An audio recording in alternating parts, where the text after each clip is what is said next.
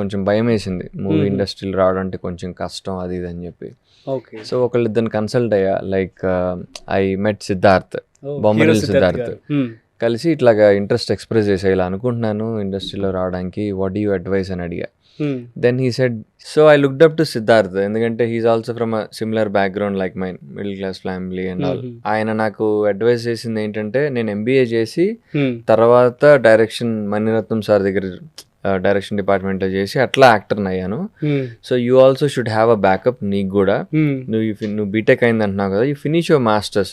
అప్పటికి నాకు masters plan ఉండింది. నేను కరెక్ట్గా అంటే నాకు సీట్ వచ్చేసింది యూనివర్సిటీస్లో.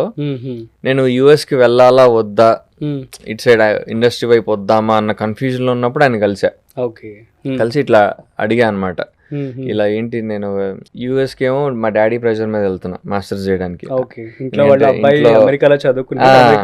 ఆ పీర్ ప్రెషర్ బాగుండేది అన్ని ఫ్యామిలీస్ లో, యూఎస్కి వెళ్ళాలి మాస్టర్స్ చేయాలి అని చెప్పి. సో ఆ పీర్ ప్రెషర్ మీద మాస్టర్స్ కి అప్లై చేయడం జరిగింది. యూనివర్సిటీలో సీట్ వచ్చింది with scholarship.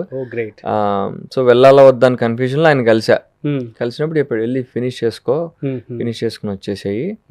Then at the same time maybe you can, ఆ టైంలో నువ్వు యాక్టింగ్ కూడా నేర్చుకో కొంచెం ప్రాపర్గా, యాక్టింగ్ కానీ what ever you want to do, direction, screen writing ఏదోటి కొంచెం లర్న్ చేసుకుని నీకు ఒక బ్యాకప్ క్రియేట్ అయ్యాక అప్పుడు వచ్చి నువ్వు ట్రయల్స్ చేసుకో. Then you have a proper solid backup ఉంటుంది in case if this fails.